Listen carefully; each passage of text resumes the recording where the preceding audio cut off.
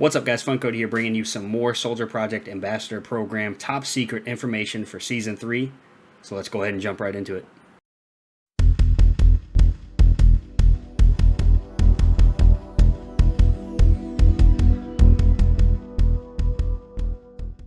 Alright, so first things first, we see here Soldier Project Ambassador Program, Season 3, obviously. Just let me move. There we go. Don't care about that. So we see the Highway Star. Once again, just the promo image for the Season 3. New map, Midgar Plateside, fighting matches of up to 60 players in the Plateside metropolis of Midgar. Map selection changes every 30 minutes. So for example, standard match would be Undercity, Plateside, Undercity, and then ranked match, Plateside, Undercity, Plateside. You can see it changes every 30 minutes. So we are still going to be playing on the old map just every 30 minutes. So for every hour, you get half and half.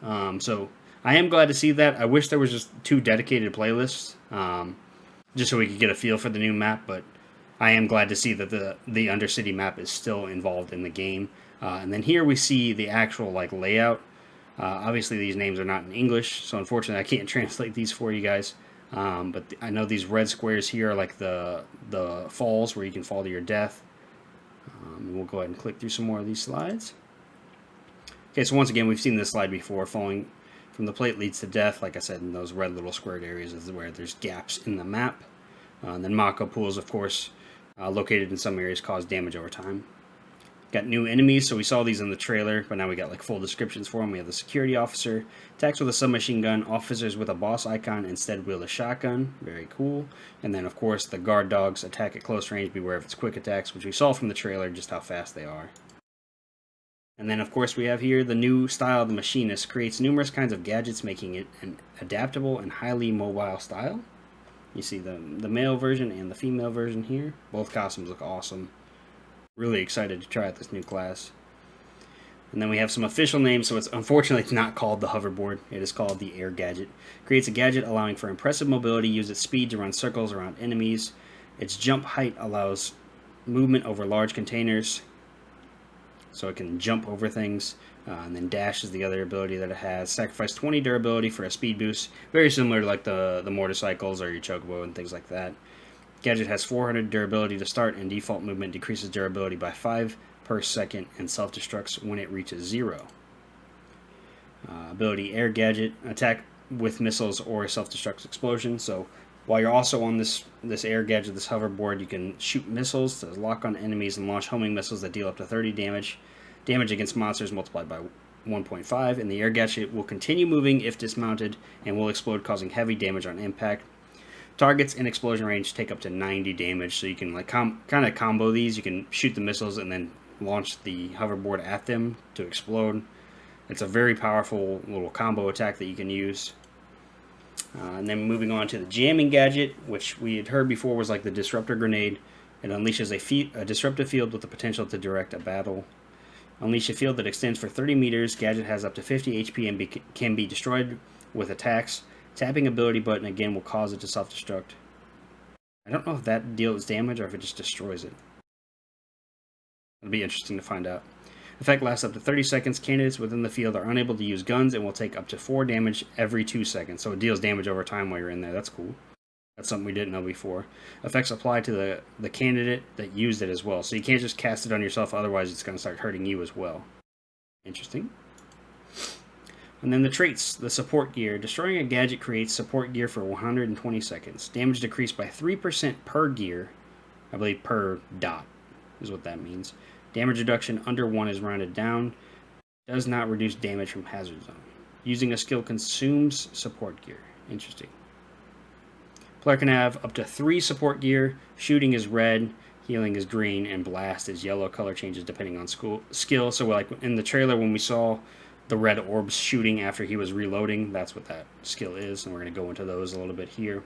So the shooting gear activates when firing at an enemy within a certain range. Support gear surrounding the player will fire on the enemy, dealing up to 9 damage per shot, which actually is quite a significant amount of damage for literally doing nothing. And then healing gear, when HP is decreased to a certain point, a support gear is used to restore 40 HP, kind of similar to that monk ability.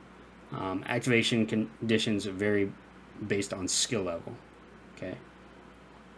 And then the blast gear, when damage is taken from candidates within a 10 meter and a support gear is used to deal up to 20 damage and inflict a 2-second blind effect. So this, if you're about to get meleeed and you have this blast gear skill active, it will counter them, and like you see here in this image, it'll shove them back and deal 20 damage to them. And then moving on, we have the new material water. Cool art here. Lock on and attack targets up to 40 meters away, flies in an arc, giving it the capability to hit enemies behind cover. MP cost is 1, increasing level increases number of water orbs by 1. So like Water will have 2 orbs and Water Aga will have 3 orbs. So the original one only has 1 orb, which only deals 20 damage. So it's really like a materia that you want to have maxed out, because 1 orb for 20 damage really isn't worth the MP that it costs. Size increases by 50% and splash damage range increased when used by a sorcerer. So it gets a buff very similar to how Fire, Blizzard, and Thunder get their buff when using a sorcerer. New weapon, the Serpent Launcher, of course, the Rocket Launcher. Single shot packs a powerful explosive punch, maximum range 400 meters, damage 100, deals increased damage against vehicles and can destroy a utility vehicle or bike with 1 direct shot. Maximum capacity is 4 rockets, excluding the rocket already loaded into the launcher. So if you find a fresh Serpent Launcher, it's going to have 5 rockets that you can use. New weapon, the Dual Wielder. This is the magic power weapon, whatever you want to call it. Assault rifle with 2 modes of fire using 2 MP allows you to change its firing mode into something resembling an energy shotgun. So you see here the laser, which is kind of like the assault rifle version. Single hit damage is 29, which is really strong. Firing will reduce its gauge, and when the gauge reaches 0, it will reload. Gauge will refill automatically when not firing. So it doesn't seem like you have to use MP or any sort of ammo. It seems like it just has like a, once the meter fills up, you gotta wait for it to like recharge, and then you can use it again. And then of course there's the beam shotgun, which you press this button, it'll use 2 of your MP that you have currently stocked, and it'll do single hit damage is 10, shots fired at once is 11, capacity is 3 shots. After firing 3 shots, or 3 times, it will return to laser mode. So I don't know if you hit them with all 11 like of the spread that goes off, if you can actually deal like 110 damage, because if so, it's kind of crazy. From what we saw in the trailer, it did 60, so we'll just have to test that out and see what it does. Other new features. Okay, so here we have all of the brand new accessories, or almost all of them. We have another slide to go over after this one. So first things first, we have the Fire, Blizzard, and Thunder Ring. We've seen these from the trailer. Halves all the elemental damage of said element, and then Blizzard nullifies the slow effect, Thunder nullifies the blind effect. Star Pendant basically is your new jewel pendant. It just nullifies poison, so you can't get poisoned. I'm glad to see this is in the game still, or in the game now, because I was worried that there wasn't going to be anything to stop poison. I'm glad to see that it's here. Biobangle. Attacking with sniper rifles and handguns inflicts a 5-second poison effect. We saw these in the trailer, but we didn't have the exact details. Now we have that. So it's 5 seconds of poison if you get shot with a sniper or a handgun while they have the Biobangle equipped. Of course, the Star Pendant would, counteract that. And Shiva Bangle, attacking with AR, inflicts a 0.4 second slow effect. Movement speed reduced by 30%. Very powerful item. Ifrit Belt, killing with SMG and shotguns and SMGs reloads your gun instantly and increases damage by 20% for 50 seconds. So we do have a time limit now on it's just 50 seconds after you get that kill, your shotgun and SMG damage is increased. We were worried that it might be permanent, which would be just ridiculous, but luckily that's not the case. Attacking with LMG restores 5 HP per shot landed if you have the Drain Belt on. So LMGs are really going to be quite useful, I think. I'm not sure if this works for the Griffin, but it does work for the Inferno.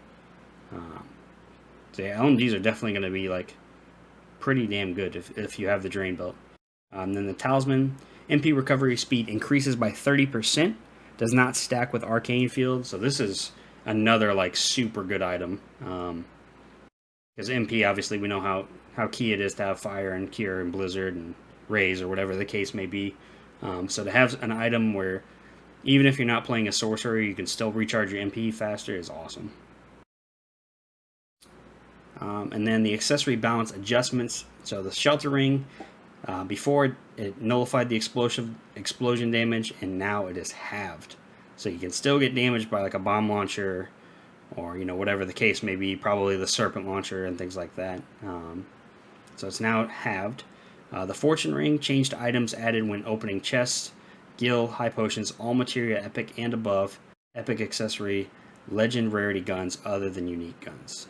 So I feel like this is a buff. Kind of hard to tell because it really doesn't describe what it's doing here, but it seems like it's a pretty hefty buff. You can get all kinds of like legendary items and epic items, so that's cool. I'm assuming this is a buff, but it's in red, so that makes me wonder if it's not. We'll just have to test it and find out. And then the Cat's Bell, instead of restoring 2 HP every 5 seconds, it restores 5 HP every 5 seconds, which makes that like my top accessory that I want to have in the game, I think. And then, of course, the Jewel Pendant will not drop in Season 3. It was obviously like the most popular item to have. And then Lightweight Shoes also is not in Season 3, so that's interesting. I usually only picked up Lightweight Shoes if it was like very early game and I didn't have another accessory at that time, but it was like I would immediately drop it once I got something better. But yeah, no Lightweight Shoes, no Jewel Pendant in Season 3.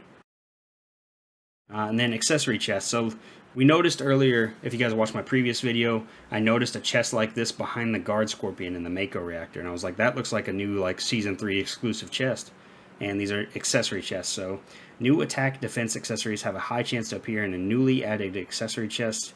New accessories have a lower chance to appear in normal chests. So this is where you can go to get like, you know, the Ifrit ring or the Bio ring or all those new accessories that we just talked about. As you can see here, they have a higher chance to spawn in these chests. This is actually the same chest that's in the Mako reactor behind the Guard Scorpion that we saw in the trailer. So very cool. Of course, we have the new season pass showing off, you know, these same 5 skins we saw earlier. New collection, obviously, with the Whispers and like the hooded figure, like the cloaked figure guys, the numbered dudes that are just saying reunion the whole time. Aim assist adjustments. So we have some new things for aim assist, which we had heard about in the live stream, but we didn't really have these kind of details. So improved usability, aim assist. Aim will be assisted to follow target's movement, most effective at a distance of 30 meters to 50 meters, and will not function at 150 meters or more. And then a new feature, camera sensitivity assist. Camera speed slows down when nearing target when aiming down sight. So there's a couple new adjustments to aim assist. The current aim assist we have isn't that great. So it'll be interesting to see if this is broken or if it's like just a little improvement. We'll definitely try this out once the season drops. Okay, and now we have damage reduction based on range. So before it was just sniper rifles unless you were using a ranger, but now there's a lot of changes here. So damage reduction based on range from target has been adjusted. So ARs and LMGs after 100 meters will start to drop off, and then after 250 meters, ARs will drop off again. LMGs will stay the same. SMGs after 50 meters will begin to drop off. Sniper rifles after 200 meters will begin to drop off. Shotguns after 10 meters will begin to drop off, and then handguns after 50 meters will begin to drop off. So a lot of changes here. I know it's a lot of numbers on the screen, but basically every gun will have drop-off damage. So it'll be interesting to figure out the numbers on all this, how far a gun can shoot, what the damage will be at that range. Yeah. Now balance adjustments for the individual guns. So they finally they're cracking down on the lethal gaze again. Our favorite gun, of course, here. But yeah, lethal gaze will have decreased ammo capacity and a heavier decrease in damage due to distance than any other AR. So it's going to get punished for the long range shots that we've been known to fire with it, and decreased ammo capacity. I'm not sure what that'll go down to. I want to say the blue lethal holds 32 or 34, if I remember, and the purple holds like 38, so hopefully it doesn't go down like a crazy amount. Hopefully it just goes down like, I don't know, 4 or 6 per rarity, but you hate to see the lethal get nerfed, but it probably needed to happen.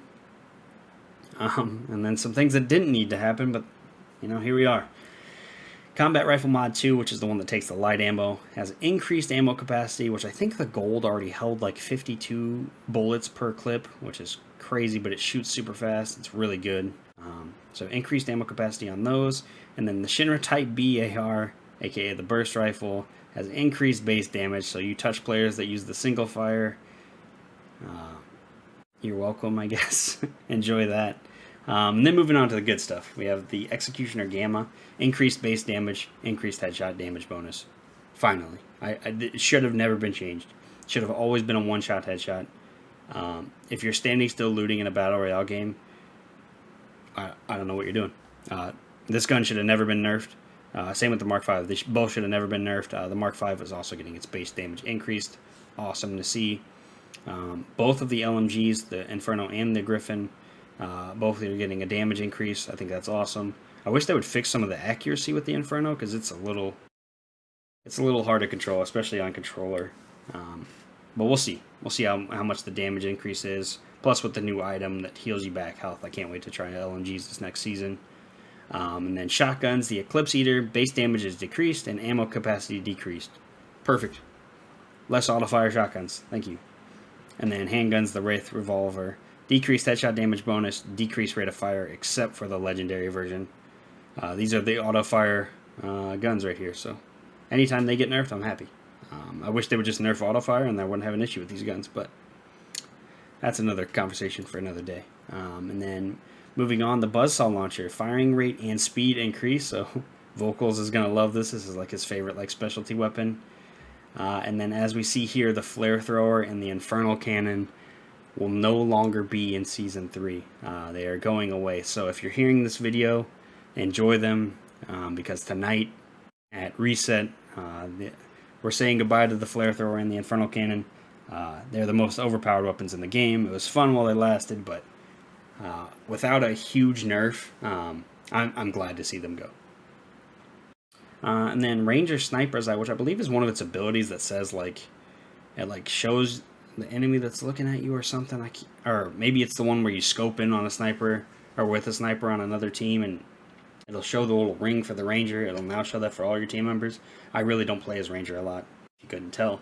But yeah, that's another interesting that the marker will be shown to all your team members, so you'll know where the enemy is. And then BIOS Poison Length has been decreased, which is awesome. It lasts way too long, and it ruins Blitz Mode. So hopefully they figure out something with Blitz Mode to nerf Poison even more. But I am really glad to see this. And then Arrow, the appearance length has been decreased, so I don't think we'll be able to keep bouncing up and down on Arrow, 3 or 4 times before it goes away, which I think is a fine change. Comet, time between use and comets dropping decreased significantly. That's good, because Comet was really bad. It was really good at the very beginning of the game, like way back, like first week of Season 1, until people realized they could just walk out of the circle before the comets even had a chance to spawn. So I'm glad to see this time decrease significantly between casting. It was basically like when Bahamut does Mega Flare, like you had like 5 seconds to get out of the ring, and it was plenty of time for anybody to escape, so I'm glad to see this change. Ifrit will target enemies the summoner is aiming at, which is cool. He won't just be, going wild and attacking hedgehogs, which it's fine also, but, it's much more helpful if you're aiming in on an opponent, and then Ifrit also aims in on them. So I'm glad to see this change. And then poor Shiva no longer will drop in Season 3, so Shiva's out, Ifrit gets a buff, and yeah, I don't know why Shiva got axed, but I mean, most of us hardly use Shiva. It's kind of hard to use summons with how quick the game gets down to, like, by the time you find a summon from like a supply drop, usually the game's almost wrapping up, so you can hardly cast it anyhow. I would like to see that, maybe like the amount of players left in the lobby where you can cast a summon increase. Like maybe like when it gets down to 5 teams you can still cast, or I take that back. I hope you're just able to cast the summons later in the game. That makes sense. It's hard to word it. Sorry, it's 2 a.m. right now, so I apologize. And then exploration feature. So there's a new feature in the game above your chocobo farm here, where you'll be able to, and it's not getting rid of like the training or the practice run, but you'll be able to freely explore the map currently available in standard matches, and monsters will also appear. So you can like go around the map. As we see here, we have like Jesse's house. There's a new photo mode feature that's also available in this mode. So like here, they clearly put on the Jesse skin, went to Jesse's house, and you can do photos and like share those online, and make thumbnails or whatever you want to do with that. But I really do like this feature. It lets you like really explore the map, kind of like a free roam mode. And then of course I think you can fight the monsters. I'm not sure if you'll be able to gain XP that way. I feel like that would be exploitable. But I am glad that there's this free mode, or free roam kind of mode. Hopefully we can do this with other players. It's almost like a mini private match. But yeah, I really like this feature. Obviously, super stoked to see Jesse's house in it. Jessie's the best girl in FF7 if you didn't know. And yeah, that'll be my new landing spot right there. Visible conditions to reach Soldier Prime. Thank goodness. If any of you guys have been tuning into the stream these past few days, we've been grinding to get to Soldier Prime before the season ends because I was slacking on squads mode. But now it will actually tell us, instead of just saying 9100 RP, it'll actually tell us the exact number to reach player number 500, essentially. So a good change. I really wish this would have been implemented earlier, but I'm glad to see it now. Point requirement to reach Soldier Prime is now displayed. It's just all that says. Pretty much the same thing there. And I believe that is all of our slides, guys. But yeah, that is the Soldier Project Ambassador Program top secret Season 3 information. Hope you guys enjoyed this. I am going to show a few of the videos that they also gave us as ambassadors. So give me just 1 second. I'll get those pulled up. Alright guys, so first off, we get to see some footage of the dual wheeler here. That's like the assault rifle version. It recharges. It uses the MP ability to switch to shotgun. It's 48 and 54, 60 there. I think at most it can technically do 110 because each shot does 10 damage and there's 11 on the spread.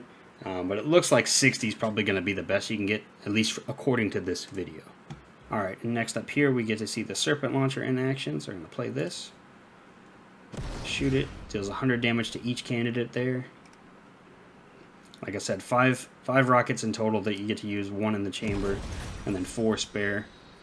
It takes a significant amount of time to reload, but obviously it's a very powerful weapon, as you can see from this video here.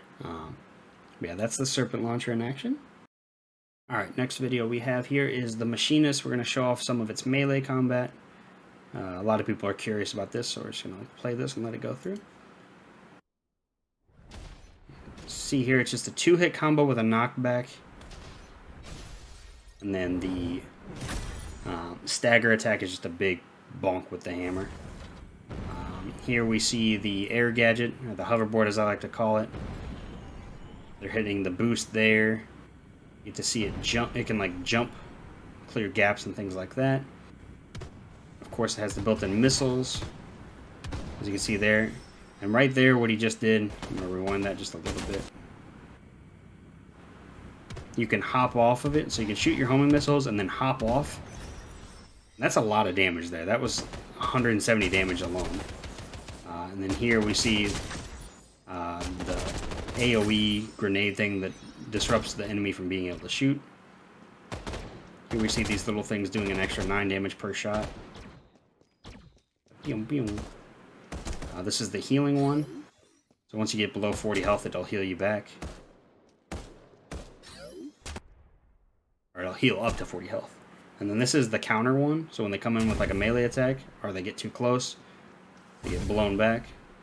I think that's going to be really useful, especially like when dealing with like a bunch of warriors and the warrior like, meta, if you will. Yeah, that is the new Machinist styles and all the abilities that come along with it. Alright, and then the last video I have to share with you guys is of the water materia. This definitely answers some questions we had. Let's go ahead and just watch it and go through it. So here we see it curve to the left. Each orb will do 10 damage, and right here you see it can move to the right or the left. We were worried that it was only curving one way, but you can also curve it over like ledges like that, which I think is really cool. And then even if they do, like if they arrow away like that, they will follow them no matter what. So like even if they dragoon jump or something like that, you can still track down your opponent with the water materia. So that, I think that the homing attacks make it very useful. Again, I don't think it's going to be very good when it's a low level because it only is going to deal 20 damage per orb. But once you get it up to Water Aga, dealing 60 is pretty huge, especially when it doesn't seem like there's a way to easily dodge it outside of maybe like a mana wall with a monk or something like that. But yeah, can't wait to try out all this new stuff. Hope you guys enjoyed the video. As always, guys, I upload daily Final Fantasy content. The best way to see it all first is a subscription, so if you guys want to hit that subscribe button, I would greatly appreciate it. Season 3 drops June 2nd. It'll be tonight after reset. We're going to go into maintenance, and then once maintenance is over, I think it's going from 1 to 7 UTC time. Once that's over, it'll be we'll have the new map, we'll have the new materia, the new style, everything. And yeah, of course, we'll be going live over at the Twitch channel, twitch.tv/FunCody. Link, of course, is always in the description down below. If you guys aren't following me over there, be sure to tune in. We do live streams weekly all the time. And yeah, we're back for Season 3 of First Soldier. Once again, I've been accepted into the Ambassador program, so big shout out to Square Enix and A-Team for letting me continue what I do, and big shout out to you guys for tuning into these videos. It helps me, it helps for all these cool opportunities for me to get to show this new information that's brand new before anybody gets to see it. So thank you guys for tuning into the videos. Thank you guys for hanging out in the Twitch streams. I really do appreciate it, and yeah, we will see you guys in Season 3.